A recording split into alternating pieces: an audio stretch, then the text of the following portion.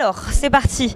Donc, il était une fois une société dans laquelle se trouvait un service composé de 3 collaboratrices. On retrouve donc Robert aux relations presse, Fanny au marketing et Alison au community management.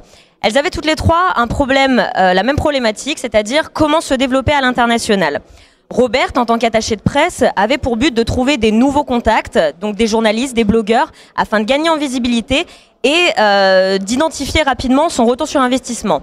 Fanny, au marketing, souhaitait voir ce qui se dit sur elle, sur ses concurrents, sa marque et ses produits dans différents pays qu'elle n'aurait pas encore ciblés afin d'adapter sa stratégie marketing. Et enfin, Alison, jeune et dynamique génération Z, souhaitait développer des nouvelles communautés, trouver de nouveaux influenceurs afin d'assurer un engagement rapide et fort au niveau de ces communautés. Donc le but est le même, les objectifs sont différents, mais en réalité ils sont complémentaires. J'ai donc proposé une plateforme 100% intégrée pour répondre à tous ces objectifs individuels.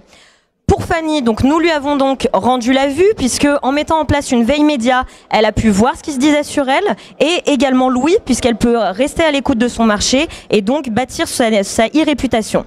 Alison, grâce à nos veilles et nos analyses, a pu identifier des nouveaux influenceurs et faire grandir et créer un réel engagement de ces communautés et donc rester en contact avec elles en animant ses réseaux sociaux via notre plateforme. Et enfin, Robert a pu trouver de nouveaux contacts grâce à nos bases de données de contacts journalistes, que ce soit tout support, presse en ligne, presse écrite, et également grâce aux analyses, mesurer sa visibilité et son retour sur investissement. Résultat, une meilleure performance puisqu'elles ont eu plus 30% de retombées réseaux sociaux dans chaque pays et plus 15% par effet de ricochet, plus 15% de retombées dans la presse traditionnelle. Ensuite, un meilleur ciblage avec, grâce à l'élargissement de leur relais d'opinion puisque des magasins étaient attendus avant même leur ouverture dans ces pays-là. Et enfin, une meilleure collaboration entre elles puisque c'est un outil collaboratif sur lequel elles travaillaient ensemble et elles partageaient les informations. Donc le budget était divisé entre elles et non plus une plateforme chacun. Je pourrais finir par une phrase de circonstance telle que « elles vécurent heureuses », etc.